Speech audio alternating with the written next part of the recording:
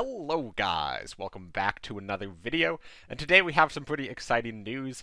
We have the announcement of the upcoming Cards, not full expansion, but the next Cards major update. They're bringing in some new cards. We just don't know exactly what that's going to look like. And the main thing that we're going to be talking about today is there is a mini rotation. So there is a small number of cards leaving the game, 20 to be precise. So there's 20 cards that are going to be leaving in March. So quite soon from now, probably just a couple of weeks away, and then there's going to be 20 new cards coming in. So we don't know what the new cards are yet, but there's some clues about what those might be, but we'll spend the most of this video talking about, the 20 cards that are leaving, what that means, how this might change things, what are the decks that are affected, what decks might be able to thrive now that these cards are gone. So with that all being said, let's roll the intro and jump into the news. What a performance there by J King. J King, full plot armor. J King is pushing himself into the ranks of the legend. J King is our world champion! J King 7! What? The back-to-back Cards world champion! Alright, so coming soon, United Front Cards Spring release. So this is the next Cards update. It's not a full expansion, it's not a full massive expansion, but it is a new update of some sort called United Front. Now, if you've been playing Cards in just the last couple of years, this might be new to you, because the only real updates we've had are the major expansions, and then sometimes they brought back like a handful of new cards alongside a balance patch. But it was fairly regular in the past for there to be, between major expansions, just smaller expansions where they add 20, 30 cards that try to shake up the meta, and these cards are typically a bit higher power level on average than an expansion card, just because there are fewer of them, and they are intended to shake up the meta between the, halfway through the 6-month periods between releases. So expect these cards to be quite powerful, and, pushing decks that maybe didn't quite make it from the previous expansion, or pushing archetypes that maybe just didn't receive enough cards, that type of thing. But what's really interesting is the artwork for this new expansion. The name is United Front, which could mean a few different things. And then the artwork for it is a French card, a Polish card, an Italian card, and a Finnish card. So it certainly is hinting that it might be, around the ally nations. Which could be pretty excited. So here we see there's going to be 24 new cards, brand new player profiles, no idea what that means, a card balance update, of course, this is pretty normal, fingers crossed that they're going to get rid of the first responders, and potentially maybe, nerf some production orders. And there are 20 cards rotating to reserves, and we'll be talking about that in just a second here. And this will also come alongside bug fixes and general improvements. It will land mid-March. It's going to be a strategic shakeup. And then we have the 20 cards. So, not a whole lot in here, just there's going to be 24 new cards and player profiles. Obviously, I will be doing videos as more information about these topics come out, so subscribe if you haven't already so you don't miss those. But that is it from sort of what new is coming, but what is leaving the game, well, that brings us to the rotation. So it is one card of each rarity for each main nation. So 20 in total, 4 rarities, 5 nations. And we're going to go through we're going to go through by rarities. So we're going to look at all of the elites that are getting rotated, then all the specials, all the limiteds, all of the standards. And, whoops, wrong button. First up, we have the German elite is Blumenvoss BV138 is moving to the rotation pool. And Blumenvoss is a card that it was never awful, but it was never good. And this was also not the type of card where if countermeasure decks ever became good, this card would be really good. This card was always just like, if you have a ton of countermeasures, you might as well throw it in, because this card says draw a card whenever the enemy triggers your countermeasure. The issue is this can't be the main draw engine of your deck, because Germany has no way of fishing for a fighter, and even if you do, you kind of have to hold it back until you can get enough countermeasures up to keep it alive. And, you can get some British countermeasures that stop it from dying to orders. You can get some German countermeasures that can stop units from being played around and attacking into this. There's definitely ways to keep it alive. It's just, you have to have everything.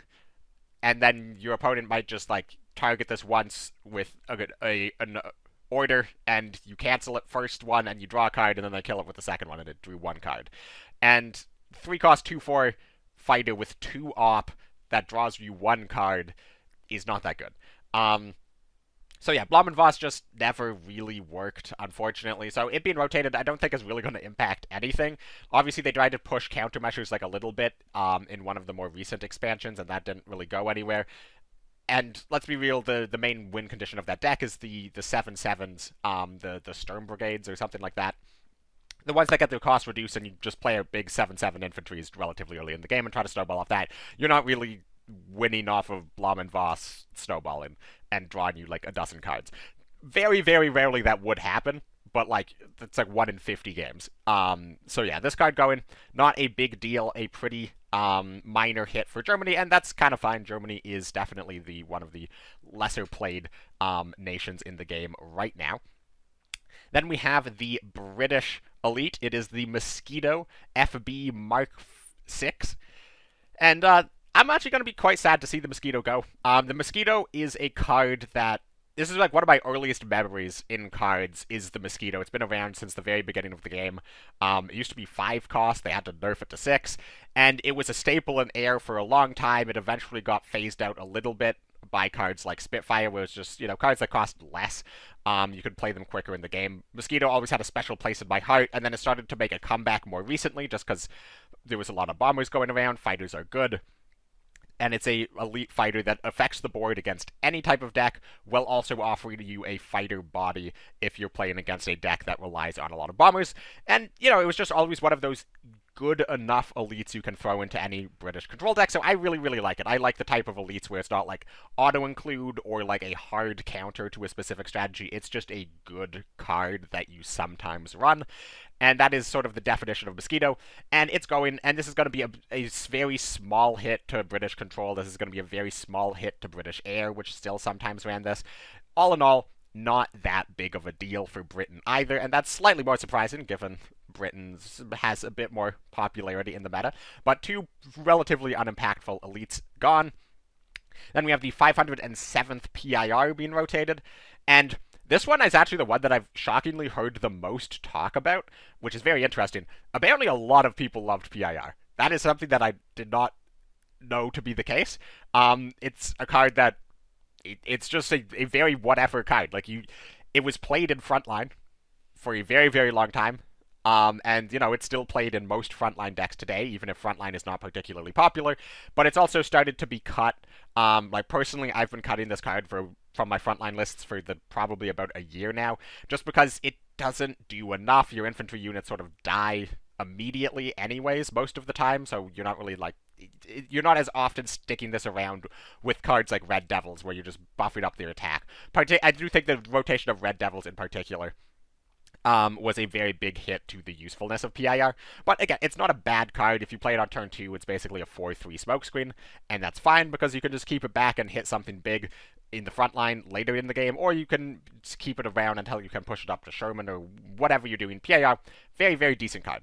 A lot of people said that this was their favorite card ever, which is wild to me, but, all power to you. Very, very cool card.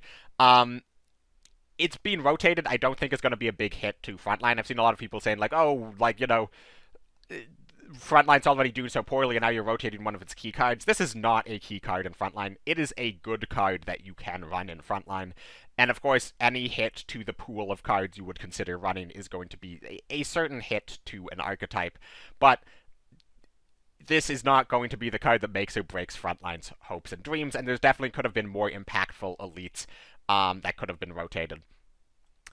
Then we move on to 272nd Guards being rotated for Soviets, and as I mentioned in my Soviet elites tier list, This card was a menace for a very, very long time, an absolute beast of a card, but it has dropped off a lot in the last year, which is when they've introduced suppression. And now, if you're not sort of getting this killed the turn you play it, or you're not playing it in a very, very greedy deck that just has a lot of targets for suppression, it's very, very vulnerable. And, you know, incredibly greedy Soviet control decks, you don't need to be that greedy anymore because of strategic, not strategic focus, I'm blanking on the name of the card that gives you infinite T-34s at the start of every one of your turns. With that, you don't really need the value of 272nd. You don't need to take the risk. And then obviously, outside of Soviet control, people also ran this in the Machines of War decks, or the Printer Soviets, as it was often called, where essentially you would try to get out 272nd as quickly as possible, and then summon as many copies of them as possible, and then just win with like 4 Stalins on the board. That deck has also not really been a thing for quite some time, due for a number of reasons, but mainly suppression. Just really hard punishing that. There's also a little bit of retreat returning back into the meta. So it's not as impactful as if this had happened like a year ago. It's still going to be certainly some impact. We saw there was a 272nd guards in the finals of the, or in the top 8 of the expansion tournament. There was somebody playing 272nd guards. I don't know if that was correct for their deck list or not, but, you know, it's definitely a card that there are still people playing with, but now it is going to be gone. And frankly, I'm not going to miss him. I had some fun playing with this card. I had a lot less fun playing against this card, particularly from the printer decks. But it's gone. And, you know, maybe one day it will come back, maybe one day it won't. But who knows. Then we have by far the most impactful change that we have seen here today. We have Audacity being rotated. And Audacity is probably in my list of top 5 elites in the game right now, period. Almost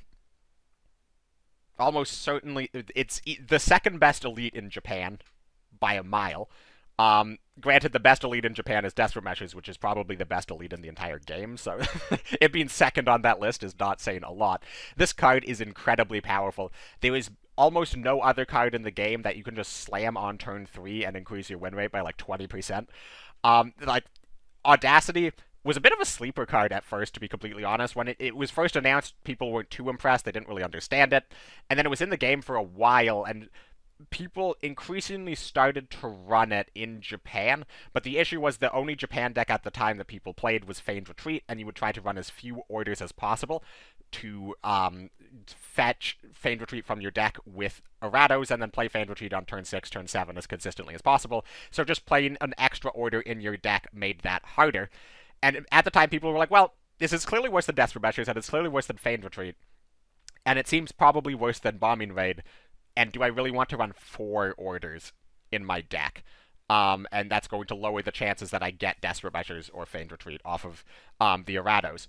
And, you know, some people said yes, some people said no.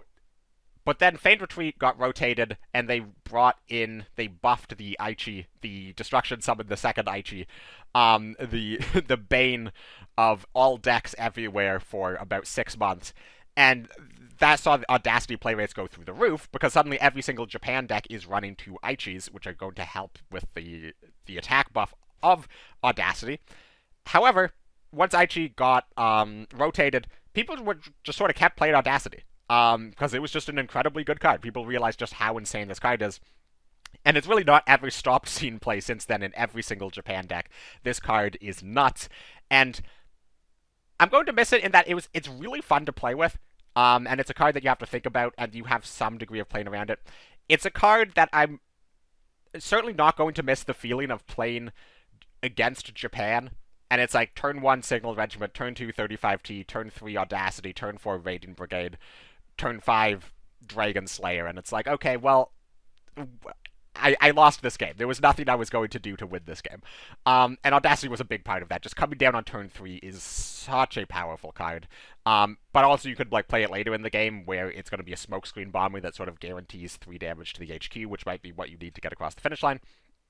But anyways, a lot to talk about Audacity. This card is gone, and this is a huge hit to every single Japan deck. They are losing their second best card in every single Japan deck. And Japan is not in the best place at the moment. Obviously, there's some cards, or there's some decks for Japan that are seeing some play. There's some Japan-Italy Control we saw in the finals of the expansion tournament. There's some Jaguar with Aunt Frida's that we saw in the finals of the tournament. But both of those decks run Audacity, and it's still the best card and second best card in both of those decks. So huge hit to Japan, and a shockingly huge hit to Japan relative to the other cards that are being nerfed. Because, like, you know, this is kind of a nothing nerf. This is kind of a nothing change. This is kind of a nothing change. And this is absolutely a nothing change. So, like, the other 4 nations aren't losing a whole lot from the elites, whereas Japan is losing Audacity. But now let's move on to the specials, and for Germany, they are losing the Fusilier. So, the Fusilier is a very fun card that activates a random countermeasure in your hand at the end of your turn, and when this came out, a lot of people tried to play Entrapment decks, where Entrapment is a 5-cost countermeasure that destroys the first enemy unit that attacks on their turn, and it gives all of your units +1/+1. And you'd play Fusilier in a deck with like 3 or 4 Entrapments, and that's the only countermeasures you run, and anytime your opponent played down Fusilier, you'd be like, oh no. If I try to attack into anything, it might just give them a massive AoE buff and also destroy the thing that's attacking. And it was really, really cool, but always slightly too inconsistent to just be better than the non-Fusilier Entrapment versions of decks. And then after, I think Entrapment got rotated, and then nobody has really played Fusilier outside of, like, heavily dedicated countermeasure decks that aren't particularly good. So, similarly to the Blom and Voss that's been rotated, this was like a countermeasure card that countermeasures are dead, and this seems to be them throwing in the towel on trying to make countermeasure decks good, and I think that's perfectly fine, because 1, it's difficult to imagine a world where countermeasure decks are good, and 2, if you manage to achieve a world where countermeasure decks are good, I don't think anybody is going to enjoy that. Like, there's going to be like 10% of the player base that enjoys playing the countermeasure decks for like the first few days, well, the other 90% hate it, and then after like a few days, I think everybody was just gonna hate it. So giving up on countermeasures as an archetype, I think, is reasonable. It's more of a package, I think, than a dedicated archetype. Then we move on to Britain, and Britain is losing a substantially more relevant special, which is the RAAF Lightning F4. So, the RAF Lightning is another staple card in basically every British deck for a very long time. It received a pretty substantial nerf from 5 health to 4 health a while ago, and when that happened, it certainly dropped off in play rate for a long time, but in the last 6 months to a year, it's starting to come back, both in air decks, to give them a little bit of tempo boost against slower control decks, because air is not finding it as easy to end the game quickly as before, and in control decks that are going up against air, and RAF Lightning is great into air because 1, it's a fighter, and 2, it's going to be able to reset the stats of a unit by sending it back to the hand, while being all-around card against any other type of slower control deck, or any deck that plays big units into the support line. RAF Lightning is great, and now RAF Lightning is gone, and this is a card that I have a lot of fun playing with. And it's a card that doesn't necessarily frustrate me a lot. Like, it's not a card where I'm like, oh, but I hate RAF Lightning with a burning passion. But I'm excited to see how the game evolves without RAF Lightning, because RAF Lightning was the answer to a lot of issues in a lot of different British decks for a very, very long time. And now that RAF Lightning is gone, British decks are going to have to start looking around for other options. And ironically, one of the other options for a very long time was the Mosquito. RAF Lightning and Mosquito were very, very similar. They were high-cost, big body fighters that you would remove a unit when you played it. And both of them are being rotated, so Britain is actually going to be struggling for fighters to be running in their control decks, or as the top end of air decks, if that's a direction they want to go in. So that potentially opens up the doors for more bomber-based decks, as well as just removing the overall tempo of British control decks, which is a little sad because non-US ally British control decks definitely struggle for tempo, whereas US ally British control decks definitely struggle less with tempo because of their cards like the B-24s and the Bomber Mafias. Now, let's move on to the US special, and this is a complete nothing burger of a rotation. It is United We Stand, UWS. Honestly, I should do a video one day on UWS. This is quite possibly the most broken card that they ever released in the game, ever. and it allowed people to achieve the the highest rank on ladder ever, the highest win rates on ladder ever since, like, closed beta. And then they nerfed it into the current version. Actually, it was released in a completely different version that didn't gain you credits at all, and it sucked, and nobody played it. And then they made it the best card ever, and then they turned it into this. A very, very fun card. I'm not going to get into all of that history right now. But rest assured that its current version is pretty weak, and it didn't really see play. Like, the ability, it's a card that can give you credit gain on turn 1, which is really good if you sort of have to run it in a combo deck where you're going all in to get the credits to achieve something that you aren't willing to wait a turn. Or just very heavy ramp decks where it can act as a little bit of early game removal while still helping you get up to those credits to start slamming down your bombs. But US main or ally combo or like heavy ramp have never been good archetypes, and outside of that, United We Stand is really bad. Also, because you gain a credit slot, both players gain the credit slot, your opponent gets to use that credit before you, because you play it and you gain an empty credit slot, and your opponent gains an empty credit slot, and then you end your turn and it goes to their turn, and then that empty credit slot gets filled up. So you're essentially just giving your opponent an extra credit over you at the expense of a card that does 2 damage. And that's just very, very low impact. And this is just a card that is going to hurt you much more often than it helps you. And now it's gone, but it is just sort of going after the total amount of credit gain in the game, which is fine. Then we have Spearhead, and this is probably the least played out of all of the cards we have seen here today so far. And that makes me very, very sad, because Spearhead is probably in my top 10 favorite cards of all time in Cards. It's never been good. It's relatively new. It came out in Brothers in Arms, which I believe is the most recent expansion that is eligible for rotation. And I'm sure you can go back when I first reviewed this card when it was announced. I said this card's probably going to suck, but I'm really, really excited, and I hope one day we get a deck that runs it. And we never got a deck that runs it, and now it's being rotated, and I would be shocked if this card ever comes back because of how little impact it has had on anything. But I just really, really like the card design of you destroy a friendly unit and adjacent units, and then all of your units that are not getting destroyed get +X, where X is the number of units destroyed. This worked with a couple different things. You could use this with destruction effects. You could use this with cards that would just sort of summon units in your support line, so you could like summon a bunch of 1/1 tokens, or play out a bunch of 1/1 tokens into the support line, destroy them, and then give everything else +3/+3. It also made positioning matter. Sometimes you'd like attack with something and then destroy. You'd like attack with 2 things and then destroy the unit on like the far right, and it would destroy only one other unit, and then it would give +2/+2 to the other units. It was just a very, very fun card that made you think about the game in a very different way. Unfortunately, destroying your own units for buffing your other units is something that Soviets really weren't able to use effectively outside of any deck other than tokens, and in tokens you just already have better AoE buff cards than Spearhead. So Spearhead needed a deck that never really existed to be playable in, and unfortunately that never came around, and now it is gone. Then we have the last special that we are getting that's going to get rotated, and it's the Matsue Regiment, and this is actually a card that has seen a fair amount of play in a sort of like tier 2, tier 3 area, where it's never been like the best decks in the game. Not even the best Japan decks in the game were running Matsue, but it's a very powerful card in any form of self-discard package, whether you're fully committed to self-discard with the Bettys and the Kates, or you're just sort of running a small self-discard package where you're running something like the Sallies for a bit of card draw, and Matsue as one of the main triggers for that Sally. And, you know, there's a bunch of Japan combo decks that people would play, a few Japan control decks, like some Japan-Finland salvage decks sometimes ran Matsue Sally package. Or, of course, there is the Japan-US or the Japan-Finland self-discard package that would have just run Matsue with all of the various cards that you're wanting to discard from yourself. And, you know, it's a big hit to that deck, but as we will see, it seems like that deck is being rotated, and whenever you see an archetype being rotated en masse, that means one of 2 things. One is they are going to take that deck out of the game for a little bit, and then they are going to bring it back with a whole bunch of new cards to support that archetype, like we saw that with Alpine.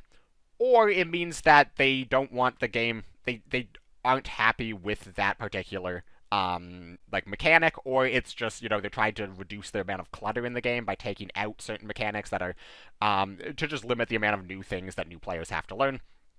So is self-discard going to come back with a vengeance, or is self-discard gone for good? It's too soon to say, but Matsue is definitely going to be a big hit to those decks. Then we get on to the limiteds, and Germany is losing Case Yellow, and Case Yellow was released, and it was insane, and it was incredibly popular, and we got like, you know, 3, 4, 5 months of German discard being the most played deck in the game, and just every single deck was German ally, German made, was played 3 Case Yellows, and it was really frustrating, and you just constantly lose all the cards in your hand. And then they did a brutal nerf to Case Yellow, just straight up removed draw a card without changing the cost or any of the other effects, which is an insane nerf to a card. Just making a card no longer draw a card and keeping everything else as the same is a crazy nerf, one of the most nerfed cards ever in Cards history. And since then, it's really seen no play in any good decks, because the simple reality is the effects that you get from the card are not remotely worth 5 credits, so it's only good if you played just every single discard card in the entire game in a single deck, and that is not a good deck. So Case Yellow is not going to really do much of an impact on anything. I know there was a few Case Yellow enjoyers out there who wanted this to be, you know, unnerfed or at least buffed in some capacity. It seems that this is instead going to be rotated. And there's so many cards in Cards that, you know, not every card can be buffed. Sometimes you just gotta rotate it, and then maybe in the future re-release a card with a similar effect, or like a sort of a type of card that what this card would have been buffed into. And when you're talking about a limited, that's not like, you know, you're not really farming people for money at that point if it's a limited or a standard. Then we have Honey, and Honey is an incredibly popular card for a very, very long time in Britain, but it's weirdly enough stopped seeing play in the last few months, and that's just because it's really glamour, boys. You just don't need to run Honey anymore in ramp decks because there is really good comeback tools. There's really, really good stall tools, particularly with first responders now, and then you get healing in the form of Glamour Boys that still maintains board presence. Because the issue that Ramp had for a very long time is you had to run some amount of healing, or else basically every single deck that runs 1-drops and 2-drops is just going to try to rush you down while you're playing Ramp cards, and then they're going to kill you. Now, there were 2 ways of going about this. You could run Honey, or you could run Fortification. And Fortification, the upside of Fortification is it's an immediate heal 7. And if you run 4 of them in your deck, you can fairly consistently heal 14, and having 14 extra health is a lot more healing than you're going to necessarily be able to consistently get out of a Honey in that same period of time. And it's an immediate thing where it's like, you know, if you have 1 health and your opponent has Comet in hand, you can just slam a Fortification and now you're not dead next turn. Whereas Honey's not really going to do anything unless you draw at least 4 cards on the turn you play it. Now, the reason Honey ended up being much, much more popular and just much stronger is because you could play Honey early in the game, and even if it wouldn't heal 7 immediately, it was the ability to prevent damage going into your HQ, because your opponent is having to trade with the Honey, and especially if you're playing it on turn 2, it can often 2-for-1, or it just makes your opponent have to go for a line that lets him get less damage on the board, so that on the turn that you sort of float credits, which is typically turn 4 in Ramp, that's sort of the turn where your opponent just attacks face with everything on board. If they don't have a lot on board because they were forced to trade into Honey on the previous turns, you know, that's a huge help. Or, of course, there's always just you get a Honey behind like a Grenadier Guards or something, and then you're just consistently healing over the course of the game, and sometimes like a single Honey can heal you 10, 12, 14 health. So, Honey was really, really good, but then when Glamour Boys came around, it was like, well, you can kind of just ignore playing 2-drops, and then you just slam a best of both worlds, where you get a huge 3-7, now 3-6 guard body, which is really, really good for 5 credits, on top of an immediate health gain that will last even if they have some immediate removal for the body itself, and that's something that Honey just couldn't really compete with. So, although Honey is very, very popular card, very, very powerful card throughout Cards history, it's not necessarily going to have a huge immediate impact on the meta, but definitely if Glamour Boys gets rotated or Glamour Boys gets nerfed, we could see a world where Brit decks are going to sort of struggle to actually find effective healing with Honey gone as well. Then we have the 332nd Engineers Regiment, or also known as the Milk Truck, which is probably the second most played ramp card outside of War Machine, obviously, in terms of like the early game. Obviously, a lot of people are running War Bonds nowadays, and before that there was a lot of Hour of Needs. But Milk Truck is a card that a lot of players like because you are combining the credit gain of War Machine, the early game credit gain, with a little bit of healing, and with a body that, again, even if it's not killing anything, if it's just absorbing a hit, it's essentially healing 2 extra because you're spending 2 damage that would have gone into the HQ into killing this unit. So oftentimes it's like 3 credits heal 4, gain a credit slot. And now, personally, and in the mind of, I think, basically every competitive player, War Machine is just better than Milk Truck in every single deck. Because the ability to play War Machine on 2 versus not being able to play Engineers until turn 3 is huge. That is just going to be more important than the health. Like, over, 1,000 games, you will see War Machine is just going to be better. However, it is not bad enough that you don't see people play this all the time on ladder, and sometimes people play both, and that's reasonable depending on what your deck looks like. So this is actually a very impactful hit to ramp on ladder, not really an impactful hit to ramp in terms of like the competitive scene, because people weren't really playing Milk Truck in tournament decks particularly, but you'd see this card all the time on ladder, and now it is gone, and this sort of just fits into the wider, it seems that they're consolidating the credit gain cards in the game, with the rotation of United We Stand and now Milk Truck. And that seems fairly reasonable. And then we have Machines of War that is gone, and I am very happy about this. Not because anybody has been playing Machines of War at like any point in the last 8 months. I literally can't think of the last time I saw this card, but it's just I hate this card. I hate this card design so much. I hope it never comes back. I hope they never print anything like this. This is just a really, really stupid card. Also, the fact that basically the main thing you wanted to pull with Machines of War, and you like build your deck around having very few Soviet infantries, and then you try to War Machine into Machines of War on turn 4, and then pull a really big card on turn 4, and if your opponent can't kill it, you win. The main thing that you would pull was the 272nd, and that's getting rotated, so it does feel like a little redundant to also rotate Machines of War, because nobody was playing this, and nobody would continue to see no play, but I suppose they just didn't want to hit Soviets too hard, so they were just going to rotate a card that nobody is going to be playing, so it's going to have no impact. And, no impact is better than negative impact. Obviously, they could have nerfed, or rotated, a few Soviet limited cards that would have had more of an impact on the game overall, even if things that weren't seen like a ton of play immediately, like they could have rotated something like a Katyusha or something like that. But Machines of War is gone, and I'm certainly not going to be complaining about that. And then last but not least for the limiteds, Japan is losing the Key 44 Tojo, and I'm going to miss this because I'm a Tojo enjoyer. Tojo is a very fun card, where it says when you deploy it, the enemy discards a random bomber from their hand, and with the proliferation of B-24s on ladder, Tojo is just a really fun meta pick, where on ladder, so often you'll just have people add the B-24s to their hand from production order well before they're going to play it, which, sometimes is the correct thing to do, but sometimes it's really nice to punish them with Tojo, where you have intel on the big bomber in their hand, and you slam down Tojo, and it gets discarded, and you feel like a champion. We even saw someone bring Tojo to the top 8 of the expansion tournament that was played over the weekend. I don't think we got to see it played, though, but it was there, so that's cool. But yeah, Tojo's a card that's like never seen consistent play in any deck, and that's just because there's never been bombers seen consistent play across a variety of decks ever in the meta, particularly. Or if bombers are seen play, it's like as a one-of, like the Heinkel in Germany.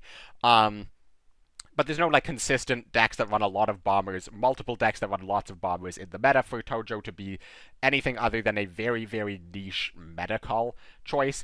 So it's I wish that Japan could have gotten one of their never played cards, similar to Machines of War rotated, rather than an interesting card that is sometimes like a card that actually you can think about putting into a deck. But I don't think people are going to complain about losing Tojo too much.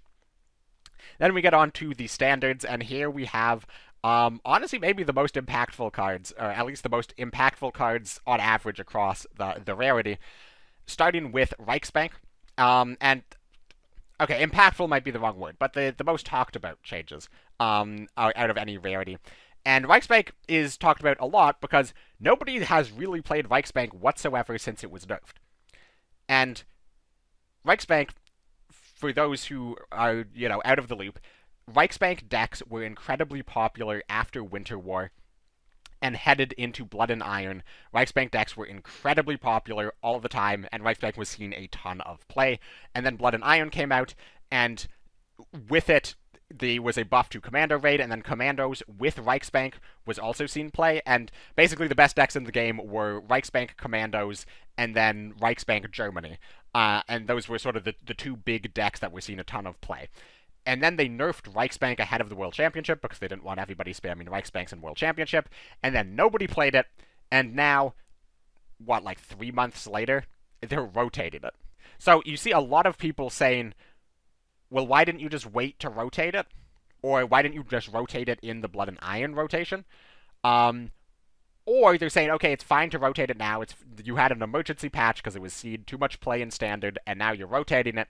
You should unnerf it for Wilds, so people that enjoy playing Reichsbank can continue to play in Classic mode, where you can play rotated cards and it doesn't matter for ladder points or tournaments or anything like that. And, I would tend to agree with them. I think it would be fairly reasonable that a card that is being rotated like 2 months after it was nerfed, have that nerf reverted. But 1939 has yet to make a single change is specifically intended to affect the way Classic mode works. They've said several times that Classic mode is something that they are interested in developing further, but we have yet to see that, so I wouldn't be that surprised if the nerf was reverted in the future, but I would not hold my breath that it's going to be happening anytime soon. Then we have Timely Supplies going, and I'm going to miss this card a lot, because if you've ever seen any of the decks that I've brought to the OCC in sort of the last, year and a half, 2 years of cards, I've brought Timely Supplies a lot of times. I absolutely love this card. I know a lot of people hate this card or think it's not that good. I'm a huge Timely Supplies enjoyer. Whether it's good or not, it did see a fair amount of play in a fair amount of decks, because it was just a really good card where if the average cost of your card in your deck was 2 or 3, Timely Supplies is essentially just a deck thinner. It lets you get through your deck faster depending on the type of deck you play. Now, obviously, you can't play this in every deck, but if you're just playing a combo deck where you're just trying to get through your deck as quickly as possible, play out your stall, play out your draw, play out your stall, play out your draw, play your combo, Timely Supplies was really, really good because it was draw that if you drew into stall or you drew into more draw, you would just be fine playing that immediately on the same turn, which it then has paid for itself, since the card you draw costs you less. Essentially, what you want is Timely Supplies in a deck where you are going to be consistently playing the card that you draw, because then you essentially played 0 credits, draw a card, and 0 credits, draw a card is really good. Unfortunately, Timely Supplies is gone, but I'm not actually that mad about it, because, you know what, lowering the total amount of draw in the game overall is probably just healthy, because there's too many decks that have been enabled entirely by the fact that it's just oh, if you run every single draw card in the game plus a 4-card combo, you can combo off very consistently. So just limiting the amount of draw in the game is probably a good thing. Also, all of the decks that use Timely Supplies to pull off some sort of combo are not that good anymore, and I don't really see them getting good anytime soon, so it's not really affecting anything. Speaking of draw being reduced in size, and also speaking of self-damage getting lots of hits, we have Supply Chain being rotated, and Supply Chain is, again, one of the most broken cards in Cards history that had to be nerfed to its current version. Maybe I'll make a video about the most broken cards in Cards history one day if that's something people are interested in. But Supply Chain at this point was really being played exclusively in Japan, USA, self-damage just because, or not self-discard, because you could discard this card and then it gives you 2 extra cards to be discarded, so it works really, really well with cards like Betty, where you're discarding a random card from your hand, because if you can intentionally discard Supply Chain a couple times, it's going to drastically increase the number of cards in your hand that you are fine with discarding, so random discard effects are statistically substantially less devastating than targeted discard effects, because targeted discard effects are few and far between. It's also, of course, been run in Artillery, where it's Soviet USA, and you use War Production and Lesser of Two Evils as the 2 main ways of discarding Supply Chains, and then you basically run no other orders in the deck so that warp production is consistently discarded supply chain, and if you can lesser of 2 evils on supply chain to get 2 supply chains and then you warp production, essentially you have 4 supply chains, plus you drew 2 cards from the lesser of 2 evil, plus you have regained all of the credits you spent on the lesser of 2 evil. And that allowed you to cycle through your deck very, very quickly in a very fun combo way. But it's gone, and yeah, I'm not too upset about this change either. Again, just consolidating the amount of draw in the game. Then we have the big one, probably the one that affects the meta the most outside of Audacity, and that is Stand Together. And Stand Together has been seen play essentially since the second it came out, because people realized that, oh wait, when you play this on 34th guards, you get a KV. You just get a huge tank. It lets you turn this slow-moving infantry into a huge tank for 1 credit, and also that tank can attack for some reason. Of course, it also saw play in things like Printer or just other Soviet control decks. It just sort of filled the niche that was left by the rotation of Your Old Factory and Red Banner, and arguably filled that niche better than those cards originally did in the first place. And this is one of the other cards from Brother in Arms, so the most recent expansion that is eligible for rotation. This seems to be a card that 1939 wanted to get rid of stat. And of course, this hits the self-damage deck that is very, very popular in the meta right now. Very, very, very popular on ladder. My goodness, I was playing to Field Marshal last week, and straight up 85% of my games were against self-damage. This card is incredibly popular, and this is a pretty substantial hit to self-damage. Now, I also want to mention that there's a lot of standards in self-damage. It's arguably one of the cheapest decks in the game, and there was a lot of cards that they could have rotated. They could have rotated 456. They could have rotated Bloody Sickle, although that would have been the most controversial. They could have rotated Red Dawn. They could have rotated 34th Guards. They chose to rotate Stand Together, and I think that's reasonable because it really is abusing it's the unintended thing, because obviously 456th and 34th guards are intended to be played with cards that damage yourself. Red Dawn and Sickle are intended to be cards that damage yourself. Stand Together, I don't think, was intended to be the main win condition of the self-damage deck by turning the 34th guards into a big tank. So by rotating the card that is incredibly powerful in a variety of decks, that is also the unintended card that sort of doesn't fit the rest of the package. It sort of makes sense when you think about it. It is interesting that they are nerfing self-damage through the rotation rather than the balance patch, because they also could have just, nerfed SU, they could nerf 12th Guards Mechanized, they could even nerf M4, making M4 like a 3-3 instead of a 4-2, where it's not even, necessarily a nerf, but it is a nerf specifically for the fact that it would no longer trigger 12th Guards Mechanized. There's a number of ways that this deck could have been nerfed without rotating cards, so it is interesting that they chose to do that, but hugely impactful on the meta. And then last but not least, sort of the nail in the coffin of the Betty deck, it is the 34th Infantry Regiment that is being rotated, and this is sort of the bread and butter of Betty, short of rotating Betty itself. And yeah, I would not be surprised if we saw Betty get rotated in the next rotation, given just how many self-discard cards are gone at this point. I wouldn't be that surprised if they just sort of get rid of the vast majority of them, because there's really nothing for the deck to do. Betty is just gone off the face of the earth. It's also really bad for cards like Kate, where 34th was sort of the primary way to trigger Kate. Yeah, this is a huge hit to a deck that was not seeing a ton of play. But it is a deck that has consistently been around. A lot of people like to play it. It's been tier 3, tier 2, tier 3, tier 2. It sort of flip-flops back and forth. And it's been there for several years.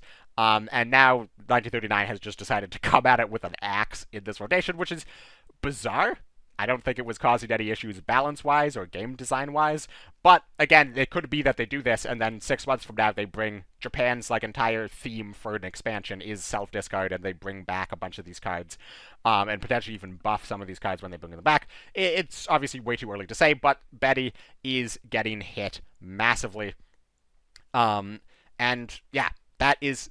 There's a long history to 34th Guards, or 34th Infantry Regiment, and that's a history I have gone into, where I went over the history of some of the older cards with Bear Gardener. You can look that up on my channel. One of my favorite videos that I've done, would recommend. But I go into the history of how 34th Infantry was, for a brief time, one of the best cards in the game when it was originally released. and then it went to seeing no play, and then it sort of saw play again a little bit in a different deck, using it in a very different way, and then it went back to seeing no play, and then finally it went to seeing play in Betty, and now it is gone. So it's sort of ending the story of a very, very interesting card that saw it play in 3 different ways in 3 very different decks throughout its history in the game. So a little sad to see that go. But if we pull back up this, we can see all the cards here. Just going to zoom out a little bit so we can see all the cards here on the screen at once. And yeah, obviously there's not the most impactful 20 cards, but there's definitely a few notable exceptions that are really gonna shake up the meta, like Audacity and Stand Together, 2 big hits to Japan and Soviets. Interestingly, no big hits to the US-Britain side of things, like the ramp side of things, like Wrath Lightning, I suppose, is like a bit of a hit. The Milk Truck is like a little bit of a hit. But before people start ringing the alarm bells, they already had announced that this rotation is going to come out alongside 24 new cards, as well as a balance patch. So just because Ramp wasn't hit by rotation doesn't mean that Ramp isn't going to be hit by nerfs, or it doesn't mean that there are not going to be a lot of very powerful cards added to every archetype that isn't Ramp from the new expansion. We just don't know yet, but that is going to be it from me for this one. Going over all the rotation in general, I think this is a perfectly fine rotation. No big red flags to me. A few question marks, but that's things that, 1939 might have a plan behind doing it that way. But let me know if you agree with me, if you think I missed something in my evaluation, or just in general how you feel about this rotation as a whole. Are there any standout cards here that you are really, really going to miss, or are there any cards here that you are really happy you're not going to have to see again? Let me know all of that in the comments down below, and subscribe so you don't miss my videos on the upcoming balance patch and the upcoming mini expansion that we are going to be getting in mid-March. So, all of that being said, thank you very much for watching, and I will catch all of y'all in the next one.